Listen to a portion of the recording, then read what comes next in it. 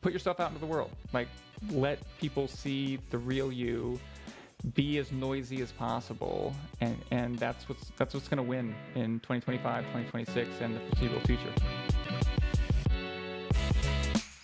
The big headline recently is Google search dead? And well, maybe not. It's kind of evolved into something different, which is AI search. So, now every time you Google something, instead of seeing those top 10 lists right on the top of the page, we're seeing this like AI result. And some of those results lead off to web pages. How do we get our content into those results? Because now all the eyeballs are going to that.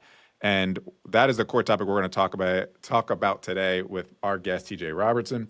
Our guest today has one of the most unusual backgrounds in digital marketing. In 2012, he actually took over the top Google ranking for a popular video game, used that traffic to blow up his YouTube channel, and spent a year and a half making his living as one of the top Twitch streamers in Diablo 3. Wow. Since then, he has used his knowledge of SEO and other algorithms to build multiple agencies. When ChatGPT launched in late 2022, TJ saw that many agencies missed that AI was about to completely reshape digital marketing. He spent 2 years rebuilding his entire approach and now claims he can work 2 to 10 times more efficiently on most marketing tasks. I want to talk about that today. When his agency wouldn't adapt fast enough, he launched TJ Digital in May of 2025. He's obsessed with systems and algorithms, and right now, that obsession is laser focused on how AI is changing the game for small businesses. So, TJ, welcome to the show. Thanks for having me, Dave. There's a lot in there that I so want to unpack because I resonate with a lot of it, and a lot of big claims in there that I think is what we'll really get into today. But let's start with this idea of AI search results for the layman who doesn't understand what we're talking about. How can you kind of introduce us to this concept? Yeah, so I think everyone's probably heard of ChatGPT by now. If you haven't, go Google it. It's pretty amazing, and it's becoming a lot more popular every Go day. ChatGPT what ChatGPT is. Yeah, go ask ChatGPT. Yeah. It'll give you a good response.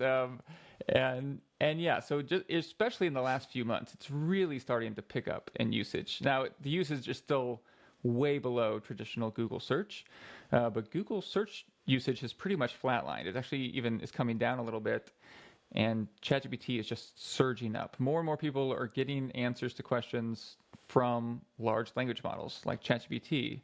But Google's not going anywhere. Google's very much in the game right now, and they've introduced, well, they have their own large language model called Gemini. That's been around for a long time. It doesn't get a lot of usage. But Google has a lot more attention. Still, a lot more people are using traditional Google search than ChatGPT, and they've now introduced something called AI mode, which if you go to Google, you should see another tab. You can use it, and it feels a lot like talking to ChatGPT, but it's really fast, and it's using Google's search engine under the hood to surface results. But the results are going to be very different than what you see in traditional Google search. It's going to be similar to ChatGPT, but what they're really doing is instead of bringing you back 10 links for your search, they're bringing you back a bunch of content that's aggregated from hundreds of different websites. So when you do a search in AI mode or in ChatGPT, it's doing what's called a query fan out. It takes your one search, it breaks it down into 10 or so similar searches to make sure it's fully covering the topic you're searching about. And then it'll look through hundreds of results for those searches. And so if you're someone who's trying to get clicks or attention from a search engine, the game is shifting from having to be one of the top results for that super competitive term to just being found anywhere online for these very specific terms. And so it's becoming a volume game about how often are you being cited online, how often are you being recommended online, instead of are you the number one recommendation from Google.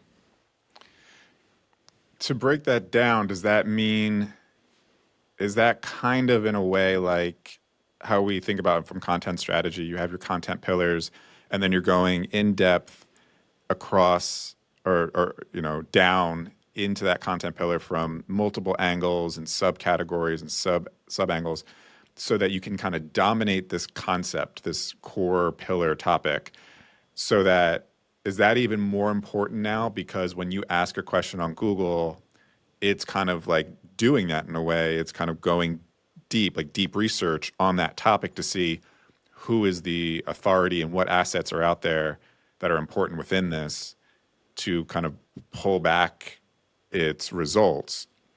And you want to be the top results or the like authority across all of those subtopics too? Like is sub content just as important now? Is that what you're saying? Or am I getting Yeah. that wrong? Okay. No, yeah, that's a great example. That's an example of a tactic that has been working for traditional search and will continue working for AI search, but for different reasons. Yeah. So traditionally, you would do that hub spoke model or that pillar content with supporting content really just to rank for that one piece, right? You had that one blog article or that one service page that you really wanted to rank for that super competitive term. And then you make all that related content to show yourself as an authority. But the whole goal was to prop up this one The page for a pillar competitive post. term. Yeah. Yeah. But now that same strategy works, but instead of all the traffic going to your pillar post, it's going to all those sub posts, those posts for terms that have essentially no competition. And you're not going to get a lot of traffic to each one of them. But because you can now create content so much faster than you used to be able to, it's worth creating all those posts, even if they only get a trickle of traffic each month per post. Got it. So you mentioned you might not get a lot of traffic to those posts. What are we talking about in terms of like effort versus like ROI? I guess effort with ChatGPT is much lower, but like are people still getting traffic to their sites with AI now that you can kind of get the answer from AI versus having to go to the source itself? Yeah, that's a good question. If your website relies on traffic for you to make money, so this would be like affiliate sales or any website that runs on ads, I do think you're in trouble. A lot of that traffic is going away. It's people are getting their answers straight from AI, like you mentioned, and there's just going to be less traffic to websites. And a lot of publishers, I think, are rightfully upset about this. I don't see any way this changes. Google keeps coming out and saying, "Oh, traffic's actually higher than ever. More people are going to websites." But you see the webmasters and SEOs showing the data. It just doesn't track with what Google's saying. And why would it? I mean, I know I'm way less likely to go read a blog post to try to find information. I'll just ask ChatGPT or do deep research. Well, on your point too, is if you are a website that monetizes through advertising, the recipe websites, you don't get to the recipe. You hear about the chef's or the baker's life story over 3 paragraphs before you get to the actual recipe at the bottom because they need to fill up the content and fill up the page so they can run more ads. And so you get to these recipe websites and you have to scroll down just to get to the list of ingredients. And like that experience is not great, but it's the only way that these recipe websites could monetize. But now if you just look up a recipe on ChatGPT or Google or whatnot, it's just going to give you the recipe, right? You don't have it doesn't, it's Google's already monetizing other ways. It doesn't need to show you a bunch of ads and stuff. So I think just the number one rule is the easiest and best user experience is always going to win online. And that's what made Google great in the beginning. And now ChatGPT has made the best and fastest, or AI has made the best and fastest user experience. So people are going to default to that. I don't want to have to read through a whole blog post yet to figure out my one question. I just want it spoon fed to me, right? Yeah. And even better, I want ChatGPT to go read 200 posts on the topic and come back to me with all the best insights and all the places where people agree. And so, yeah, I think those websites are in trouble. I do think algorithms are getting better, and like I think we'll see recipe sites stop doing all that fluff at the top. Google just put out a big update in June, and we're seeing a lot of those tactics of just filling the page with keywords and a bunch of fluff content. It's not really working anymore. So I think in a lot of ways, we're just going to see these algorithms keep improving to where the best strategy for getting found is just creating really good content. But it's not enough to have one piece of really good content, because again, the AI is going to look at hundreds of posts. And if you're only mentioned once and your competitor's mentioned 10 times, it's going to get the sense that, oh, people talk a lot more about this competitor. There must be something there. And at least right now, especially ChatGPT, is not very discerning. So if you ask ChatGPT about me, I had a client do this recently. They weren't sure about a proposal I sent over. And so they went to ChatGPT and they just asked about my agency. And whatever ChatGPT told them convinced them that I was trustworthy and good at my job. And they're like, that sold them. So I had to know. I went to ChatGPT and I looked up myself. And I just started this agency in May 1st. I've been doing this for 16 years, but I have a brand new agency because I wanted to focus on AI. And so I've only had like a few months to put out content. And ChatGPT was referencing podcasts I've been on, LinkedIn posts, Instagram posts, TikTok. It went through everything, blog posts on my website. A lot of the things it was looking at have like 100 views. It's not that I have, these are posts that never would have helped me rank in social or in traditional Google search. But really, it's becoming more of a volume game. Just get stuff out there, even if it's not getting a lot of attention. So a couple things. One is you owe OpenAI a referral fee for you owe ChatGPT a referral fee for that sale. But two, this is kind of a subtopic, and we can get lost on this too. But it sounds like you invested into, we'll say, your own brand, your TJ Digital, which is a business brand, but you also have some personal branding elements to that, podcasts you've been on and such.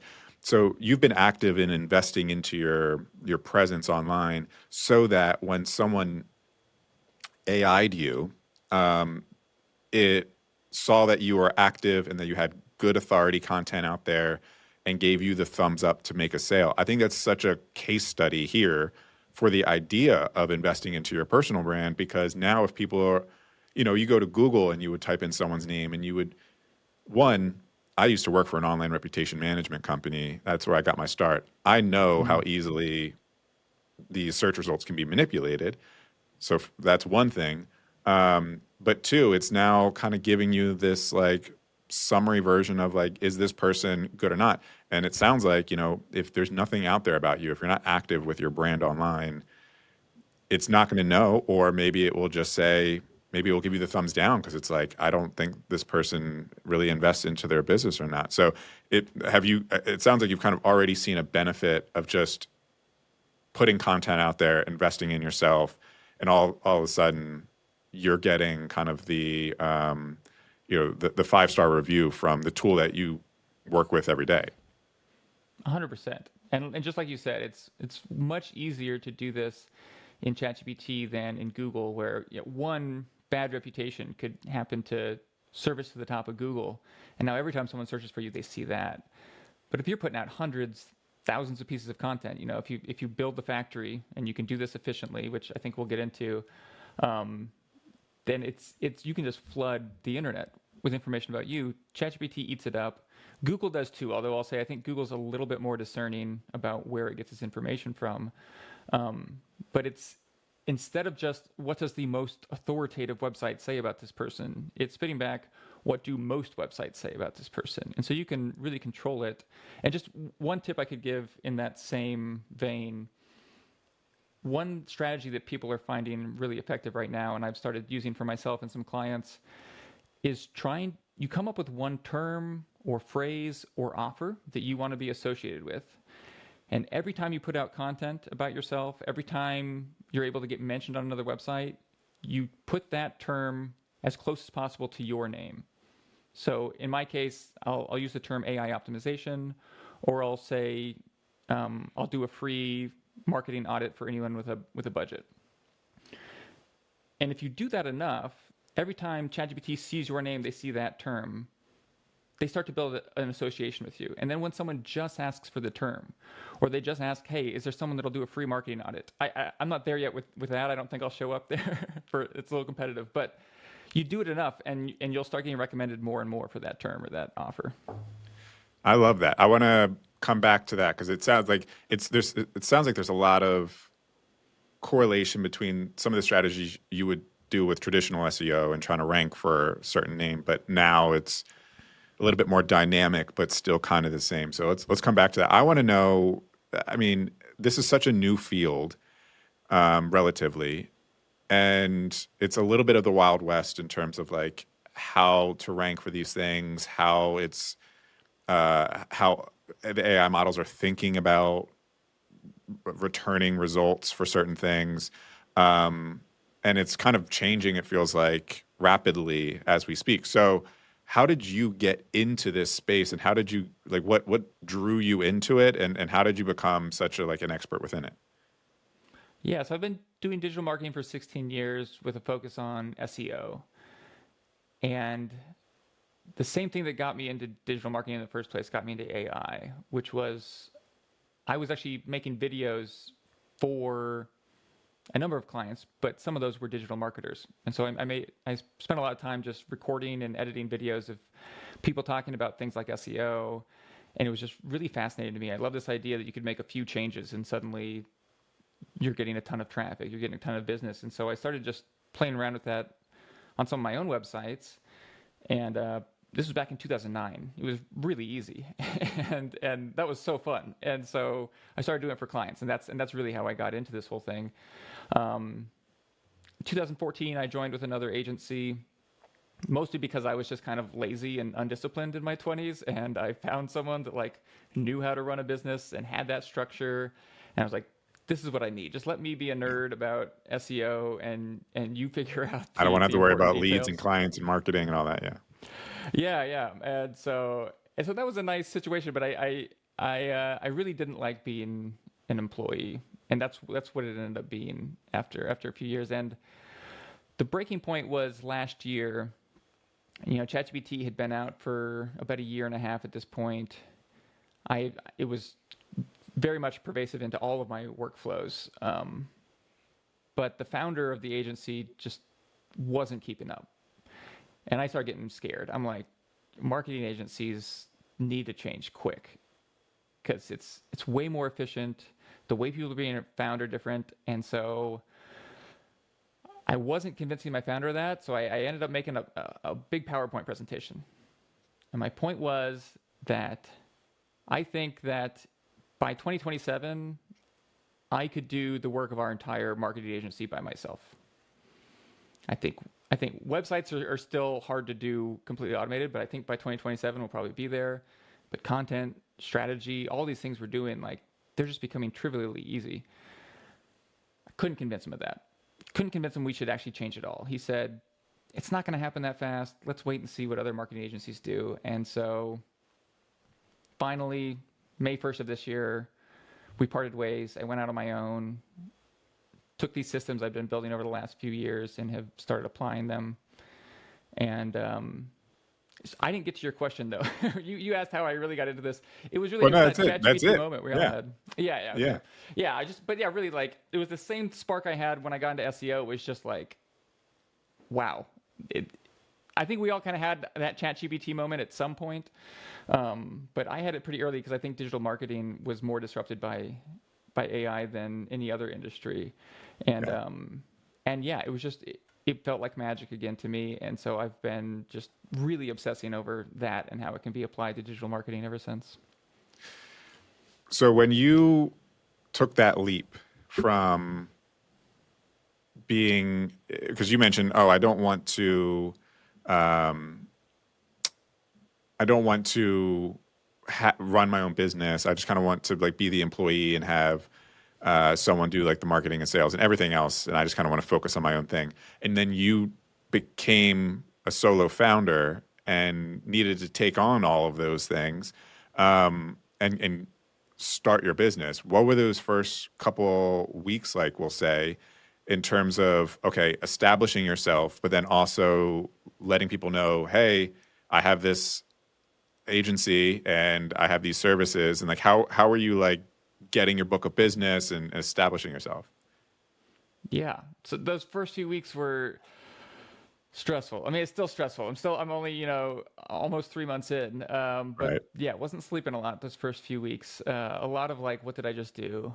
And I did, I think what most new business owners did is I started reaching out to everyone I know. I wanted everyone that I know to know what I'm doing, to know how to pitch me to who they know. Some of my friends started reaching out to business owners they know. Obviously, I couldn't work with any of the clients from my last agency. I had a non-solicit, so I really had to start from scratch. Um, did a lot of calling, meeting with people, and from all of that effort, I got 0 clients. Damn. But I knew that video was really powerful. I, I, I was a YouTuber for a short period of my life. I had been making some videos for this last agency, and we got some leads from that. And so I just decided I'm going to make one video a day. I'm going to do what I was talking about before, build a factory, post it to about 10 different places. And that'll just be kind of in the background, and maybe I'll get a few leads from that. I didn't expect, but TikTok just completely blew up. And within about 3 weeks, I was getting about 1 lead per day from TikTok. And so surprisingly, getting business has not been the challenge. It's been scaling fast enough. Fulfilling it. Yeah.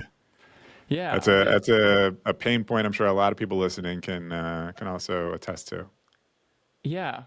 And I think, it's kind of right place, right time. People are just starting to realize this shift to AI is happening, and that's what I'm talking about. And so, again, a lot of people reaching out just like, hey, my marketing agency is not thinking like this. They're telling me that we don't need to change anything, and I think they're wrong, and I want to talk to you.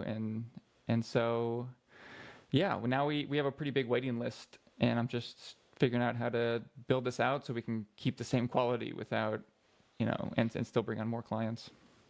So let's talk about that fulfillment part of it and the services you're providing. So we kind of teased this earlier on, is the focus on, okay, how do I appear in these AI results? And you mentioned something called like the content machine, essentially, because it sounds like this is a bit of a quantity play with obviously always a focus on quality, but what's the process that you're thinking, and what's the process you take your clients on for creating quality content in quantity in order to dominate a space and show up in these AI results? Yeah. So it's a process I've been iterating on for a few years now. And it's starting to get a term recently. People are starting to use the term context engineering. Most people have probably heard of prompt engineering, but as these AI models have gotten smarter, people are realizing that yes, the prompt is important, but the context is more important. And figuring out what context to provide and how to provide it really makes the difference. I think most people are still kind of under the impression that output from AI is just inherently generic and that you can't get AI to make anything that feels high quality, that sounds like a real human, that has real insights. Um, but when done right, you really can. It does take some time. And so whether we're doing it for ourselves or for a client, the first step is always creating what we call our brand ambassador. And so we build these in Claude, but you could do the same thing in ChatGPT or Gemini. They all have some kind of project. And a project is just a folder inside of Claude in this case with its own very specific instructions and then a knowledge base. You decide what knowledge it has access to. You get very specific instructions on how to respond and use that knowledge. And then it becomes just like a custom version of that large language model trained on whatever task. So for the brand ambassador, it should have information to everything anyone might ever ask your brand. Everything anyone might want to know, all your opinions, all your thoughts on common questions. And so we spent a lot of time putting this together. For a new client, we'll do a 2-hour interview, but we'll also do some AI research, and then we structure it in a way that's easy for a large language model to understand. And that becomes kind of the core of all of our other systems. And then for this content creation machine, for example, we need to have some kind of input. to avoid it being generic, we want some kind of human input. And it doesn't have to be a lot. It could be a transcript from a 30-second voice recording. It could be a 1-minute TikTok video. But we need something unique to this brand. And so if you're doing this for yourself, just decide what you're going to talk about. I recommend doing a short form video because I think it's like a cheat code right now. No one wants to be on video. Even though you think everyone's on video right now, 99% of people are too afraid to point a camera at themselves and just talk. 99% of people are afraid to post content. The Mm-hmm. 1% of those, the 1% of the 1% of those people are actually doing it in video format. Yeah, that's a great point. And video is everything right now. All the algorithms are pushing video. So just make a bunch of bad videos. You're gonna be a little cringe at first, but just start doing it. I call It it the really is a puberty cheat code. phase. Yeah, I like that. That's great. But if you can't do video, then do audio. If you want to sit down and write, fine. You're gonna take a lot more time to do the same thing because ultimately these large language models are great at writing. They're just generic, and so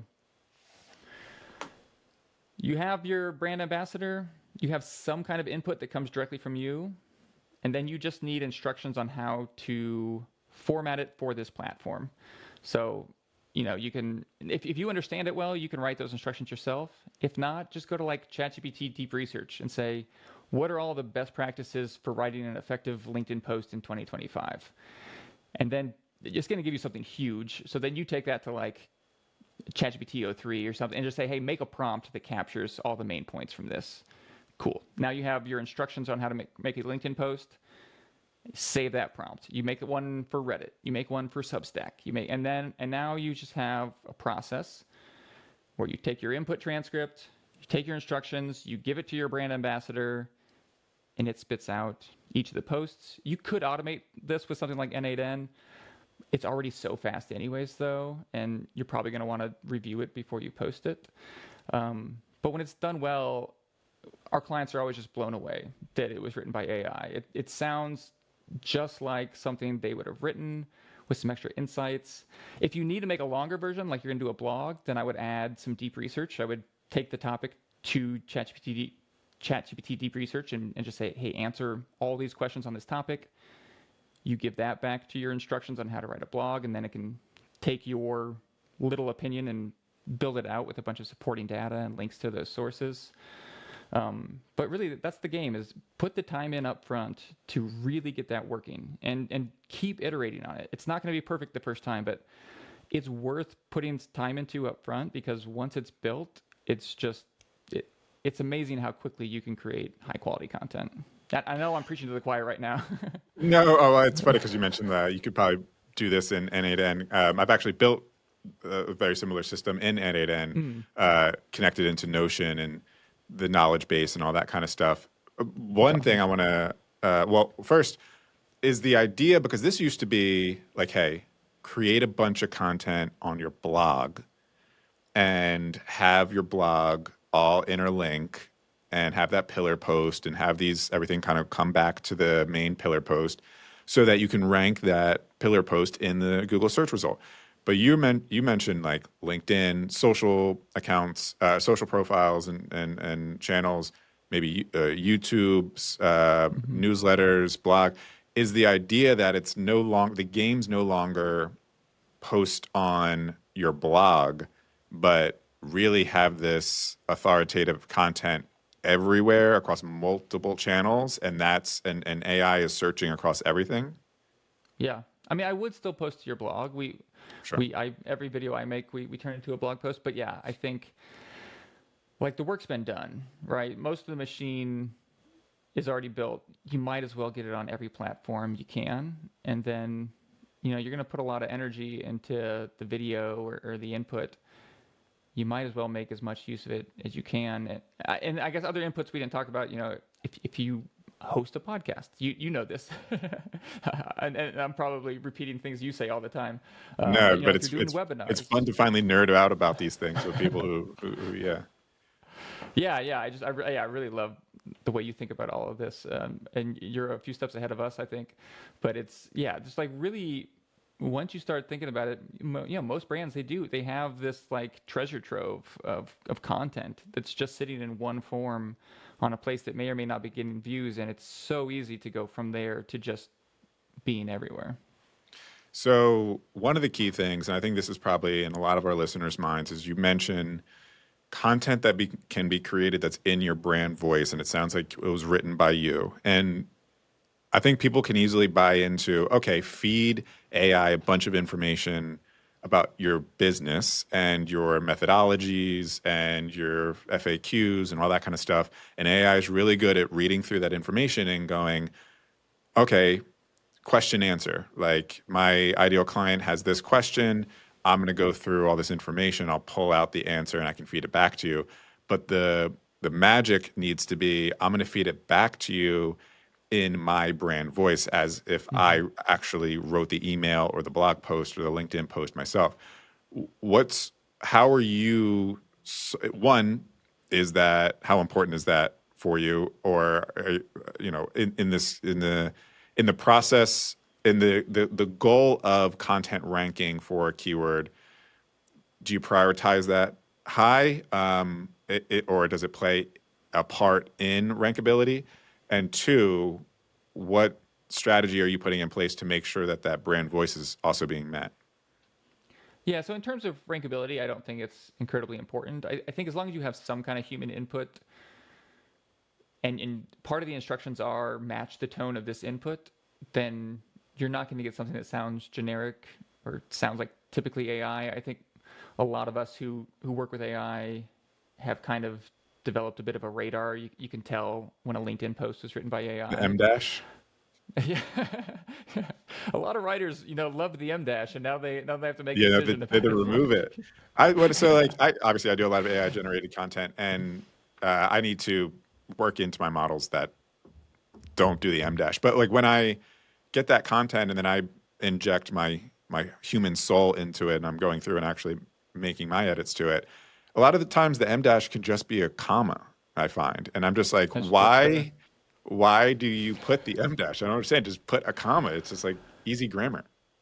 Yeah, it must have something to do with whatever content they weighted in the training. There must have been a lot of M dashes in that, There but was a heyday of M dashes that it's still harping on. yeah, and that's mostly a ChatGPT thing, and I imagine it's a temporary thing too. I think these things are going to Yeah, they change got so to work on fast, that. Yeah. there are people who think like, oh, if I have the M dash, then Google's going to know it's AI and they're going to demote me. I don't think we're seeing any evidence of that. Mm. Google has said they don't really care if content's generated with AI. They care if you're creating content at scale, and they care if your content is high quality. But you can create content at scale without AI, and you can create high quality content with AI. So I think it's really about getting the process down right. The reason though that I think that the brand voice matters is that it matters to your brand, right? Yeah. And it's easy when you set your goal upon getting traffic or your goal is getting attention. It's easy to forget that brand is just as important, because brand determines if someone sticks. And if you have a bunch of eyeballs and they're just bouncing right off, that's no good. You need some kind of cohesive brand, especially nowadays, and even more so in the future when the whole internet is just AI content. You need to be someone that people can be like, that feels authentic. I feel like I'm really getting to know this person. And I say person because people really don't form connections with brands, at least not anymore. Yeah. There, which is why video is so important, and personal brand is so important, which I know you preach. And um, so the brand voice is important for that reason. And we're doing this for clients for the most part. They don't want something out there that sounds off brand or that sounds just different than how they normally talk, and for good reason. It's good to be consistent, and it makes you seem authentic and trustworthy. Yeah, I want to kind of double click on that idea of video content and where brand voice and personality really matter because yes, video content's where that's going to happen and people can see your personality shine. Sometimes it's a little bit more difficult when you're creating like very formalized video. And I actually want to get into this because this is, you talk about Mm. TikTok, more scripted, formalized video. And sometimes if you're overly scripted, your personality doesn't shine. Um, versus more just kind of like free form podcasting where that can shine through and there's a trustworthiness. But then, as you mentioned, repurposing this content into a more like formal platform or formal channel, maybe like a blog post, where Mhm. personality is like it would be. You know, if I take these episodes and we create an episode page on the Zen Post website, and we don't really put a lot of emphasis on. We use AI to help do all that process. We don't put a lot of energy into. We prioritize for rankability. We would do like an FAQ thing, so hopefully we can show up for some questions, summaries of the episode, all that kind of stuff. And but we don't put a lot of energy into like make sure there's personality in this stuff because it's not. Mhm. That's not as important, I think, for those pages. More so for like information, ideally rankability, and saving kind of the personality for more of the social content, which makes more sense because it's the social network and for podcasting and for TikTok videos and such. I want to get into that point TikTok videos because you mentioned, hey, I smiled and dialed for the first couple weeks and knocked on digital doors and said, here's my offer. Like, does anyone want this? And that ended up in a goose egg. But then you went and translated your expertise into video content on TikTok specifically, and all of a sudden you have a wait list for people to work with you. One, what was your decision to jump into TikTok? Like, why TikTok specifically, and why? Like, how did you think about what your strategy, if at all, from a content perspective? Like, how were you thinking about like the post to do and how often you wanted to do it and all that? Yeah, so I actually I wasn't TikTok was an afterthought. My I knew YouTube. I had a moderately successful YouTube channel back in the day, and so I'm like, I'll do long form YouTube videos. Those take a lot of work, right? Like even if you got the process dialed in, you're probably spending at least one day just making that video good. And people's expectations for quality are still pretty high in long form YouTube content. But there was this new thing called Shorts, and so I recorded one or two of those, and I immediately realized that they took 10% of the time, and I got 10 times as many views. Now, the views to a short are maybe worth 10% the views to a long form video. They're cheap views, and they don't convert as well. But still, it was taking me way less time, and so I started doing more of that, and then it was just like I might as well post these everywhere, and so I didn't expect them to blow up on TikTok. I don't know why. I still don't know why. I get 10 times the views I get on TikTok than I do on any other platform. It's the exact same content. And I know people who it's the other way around. They get 10 times as many views on YouTube as they get on TikTok. It just I guess it depends on your topic and the form of video that you're making. But I do think that TikTok has the best algorithm for finding people who would be interested in what you're talking about. They're looking at your transcript, and somehow it's like magic. I think anyone who's used TikTok has experienced this magic. Like, how did they know I wanted to see this video? That core concept there, for if we're trying to make a case for TikTok, I was literally just thinking about that today about how TikTok is such a it's two things. One is it's a meme app in the sense of everyone like gets around a meme in the sense of like it's video memes, but it's like an inside joke, you know. So like if you can get around that trend or that meme or that inside joke, people are going to view your content because they're already in on the joke when you're creating that content. But the other thing it's really good at is niching down and finding just hyper specific topics and niches. You can find a niche for like yeah, pretty much a niche anywhere on that platform that you would think like, oh, I'm into this really deep cut band from the 90s. And if you just look for it, you'll find a whole community on there. So it's so good if you think like, oh, I can't create content because my niche is just too specific. Go on TikTok and search your niche, and I Mm-hmm. bet you there are at minimum, maybe like dozens of accounts that have like tens of thousands, maybe hundreds of thousands of followers who are hyper focused on that niche. And so, yeah, if you kind of like really find your lane on there, people love to just be able to consume content that they're actually correlated with. So, how did you go into TikTok with like how'd you choose what you wanted to talk about? And then also what I want to bring up is tell people the format in which you record your content because it's very consistent, and I think the format you chose works really well for TikTok and Instagram. I would say maybe less on Instagram. I'm not, you can tell me, but first, kind of explain the format and your kind of content style. Yeah. First, I'll say I'm not really on these platforms. I actually try to stay away from social media because I feel like they're a huge waste of time. So I don't follow the trends. I don't follow the memes. I don't take advantage of any of that. And I do think there's a little bit of danger in that. I've seen businesses that they catch that wave, they get that meme video, and suddenly they have 600,000 views on a video, and they get no business from it Yeah, it has nothing because to do with. Yeah, when I bring up yeah, the meme thing, I just mean as from a lifestyle perspective. That's what TikTok's really great at. Is yeah, like, yeah. if you want to feel a communal feeling, TikTok has that because you can kind of just be on the inside joke of a bunch of things. But from a business perspective, if your niche is on there somewhere, there you can find Yeah, your yeah. community on there. Yeah, and I think there are times where there's an overlap where you can catch the Sure. meme and advertise your business. I Yeah. just, yeah, that's not something I've been able to do.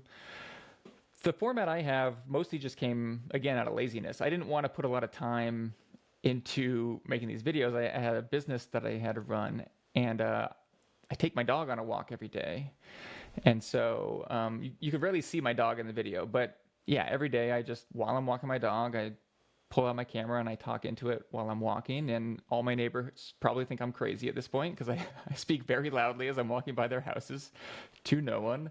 But it works for me. And in the videos, it seems like I really have my thoughts together. And I've been pondering this for a long time. But I just record one sentence at a time. And I know I'm going to edit it later. So I just, while I'm walking to the point where I start my video, which is like just far enough away from the people right around me that they can't hear me. That's where I'm thinking about the hook, right? And I think anyone who's studied this at all knows like that the first 3 to 5 seconds, the first like 5 to 10 words, you have to promise them something that makes them feel like if they swipe right now, they're going to regret it. There's some value coming, and you got to stick around for it. And you also have to make it clear who the video's for. So I know the topic, but I'll spend a few minutes just like how do I get all that into 5 to 10 words, and then I just record until I run out of thoughts, which is usually like one sentence, and then I just think until the next sentence and then say that. And so my walk is about 20 minutes, and it usually takes me close to 20 minutes to film it, and the video ends up coming out to like 3 minutes. Because I use Descript to edit. If anyone hasn't heard of that, it just makes it really easy. One button to take out all the retakes, one button to take out all the word gaps. And then I have a nice tight video that I think has the benefits of it being scripted, but feels authentic because I am coming up with it in the real time. Yeah. First of all, double shout out to Descript. We use that as well, and Mm. there's AI tools that are in there, and yeah, it's great. We use it to edit the podcast.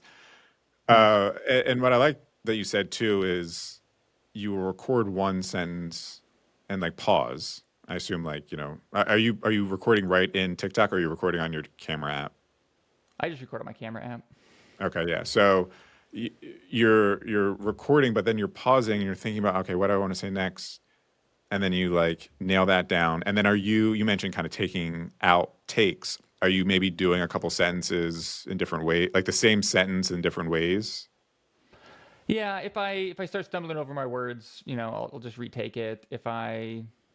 Yeah, sometimes I just start going down a tangent and I'm like, that's not important. Yeah, I run it want to keep back. it really tight. I want to make sure each sentence I deliver offers some kind of value or is at least necessary to set up the next sentence because people's attention span is very small. So you want Right. it really, it should be dense, I think, with information. Yeah. Um, yeah. Yeah. So I love that because I think when people think about recording themselves, they think like, okay, you press record, you see the recording red light turn on, and you have to like nail a 5 minute long spiel on the first take and like press publish. And the power of editing is amazing. Like when I record my content, I sometimes, to a fault, will do one take, like one sentence, 1 to 2 sentences, multiple times in multiple ways. So I feel as though like it's the most impactful. Like I'm really getting across what I'm Hmm. trying to say in the most impactful way that I'm trying to say it.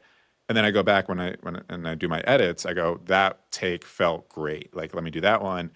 And then I'm just choosing my best takes. And as you're saying, then you put it all together with editing. Yes, there's like, it's like cutting every couple sentence or whatever, but no one really cares or realizes it, and it just makes it sound like one cohesive thought. So, yeah, to those people who are like, oh, man, I ramble and I don't know what to say. It's like case in point, like just start talking, find your words in a good take, and then use the power of editing afterwards to put all the good takes together. So I love that.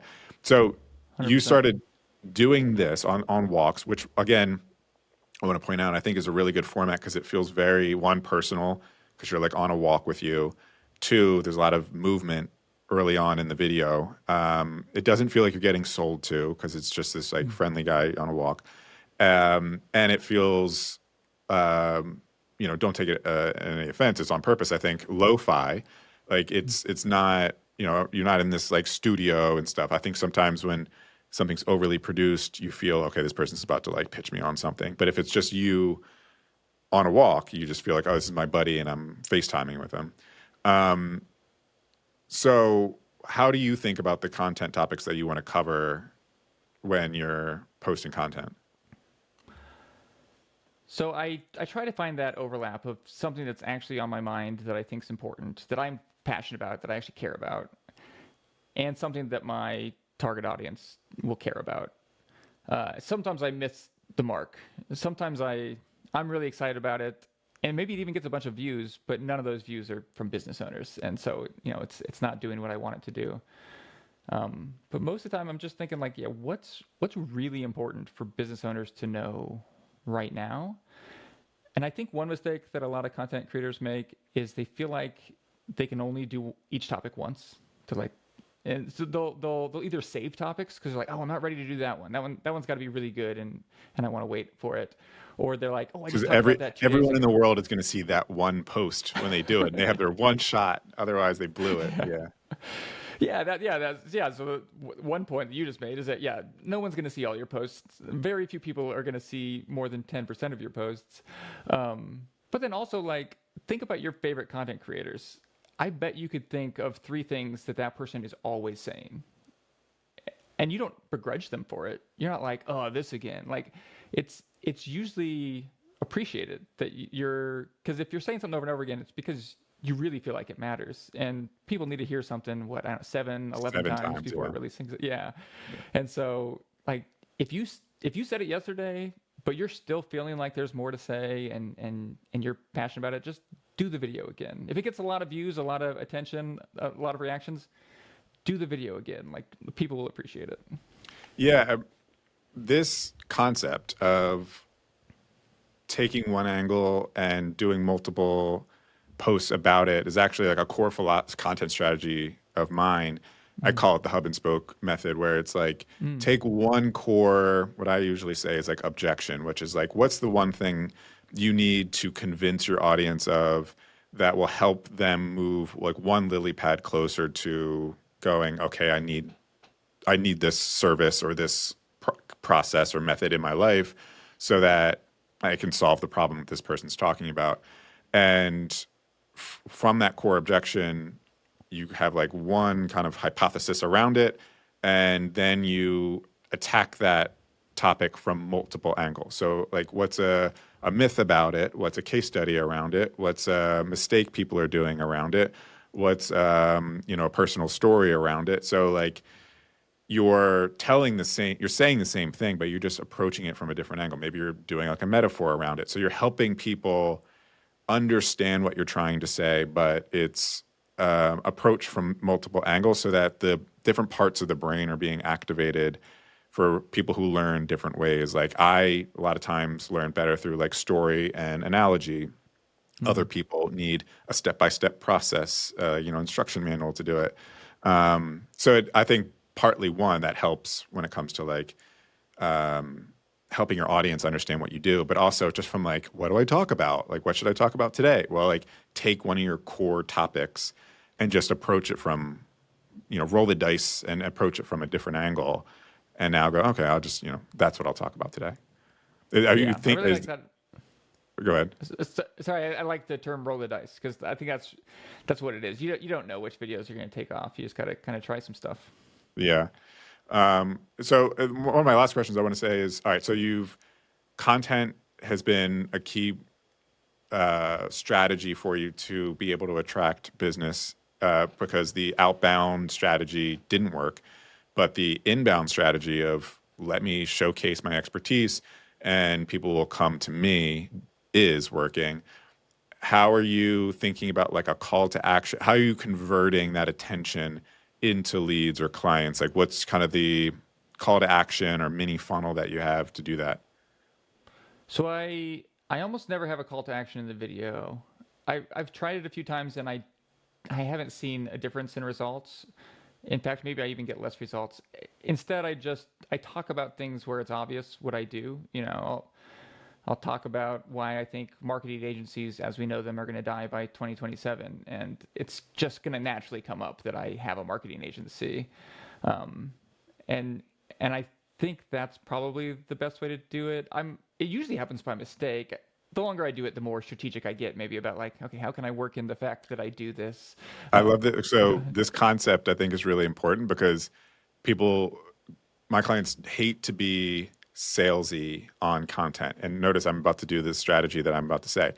So instead of like pitching your offer at the end, well, so if you need me, DM me or whatever, you subliminally work into your post that you have an agency that does this. So when I mentioned like my clients struggle with this, that's a subliminal take. Okay, so Dave has an agency that works with content strategy. So yeah, just kind of throw it into your messaging.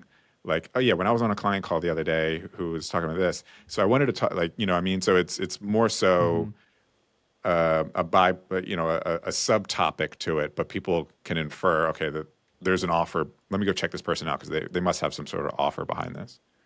100%, and it positions you better too, because if you're selling at the end of the video, like, "Hey, please DM me. I wanna work for you. Let me prove myself to you," then the people who reach out to you are like, "Okay, cool. Prove yourself. Let's Yeah, see." Where if you just mention that you do it and you don't ask for business, a lot of people that reach out to me, they're trying to sell me on them. They're like, "Could I please have a little bit of your time? I promise I want to pay you for it. Like, I'm not going to waste your time. Just give me a little bit." And it's a much easier conversation. They already trust me and they're just trying to prove themselves to me at that point. love it.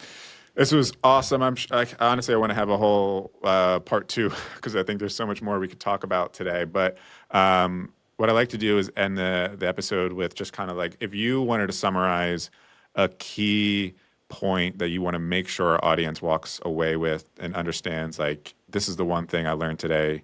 This is it. What's kind of like the key thing that you would mention in one or two sentences? It's probably the same thing that you would say, which is just put yourself out into the world. Like, let people see the real you. Be as noisy as possible, and that's what's going to win in 2025, 2026, and the foreseeable future. Noisy as possible. That's it. In your brand voice. That is. Yes. Cool, TJ. This was great. So if people want to learn more about you and TJ Digital and everything that you got going on, where can you send them? TJRobertson.com, and I'll do a free audit for anyone with a budget.